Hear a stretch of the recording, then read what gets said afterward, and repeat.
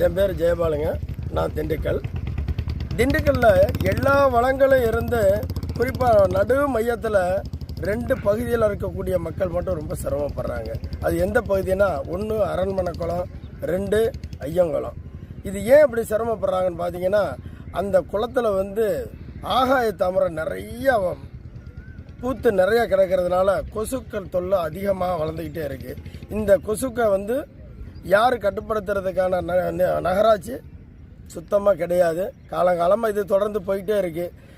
இதுக்கு இடையில் தன்னார்வ தொண்டில் சேம்பர் ஆஃப் கமர்ஷியலும் மாநகராட்சி மாவட்ட நிர்வாகம் சேர்ந்து கோபால சமுத்திரத்தை அப்படி அழகாக தூர்வாரி சூப்பராக பண்ணியிருக்காங்க. அதுபோல் சிலுவத்தூர் ரோடு, அதுபோல் அதே மாதிரி இங்கே நம்ம ஐயங்குளமும் அரண்மனை குழம்பு செஞ்சால் அந்த பகுதி மக்கள் பூரா நிம்மதியாக தூங்குவாங்க.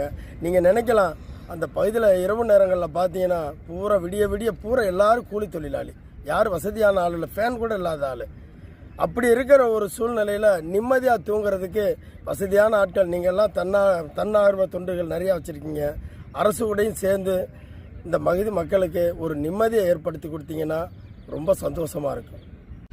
பொதுவாக நமக்கு நாமே திட்டம் இப்போ பார்த்தீங்கன்னா, வடக்கே இருக்கக்கூடிய நதிகளை தமிழகத்துக்கு கொண்டு வரலாம்னு சொல்கிற அளவுக்கு இன்றைக்கி வளர்ந்து வந்துட்டோம்.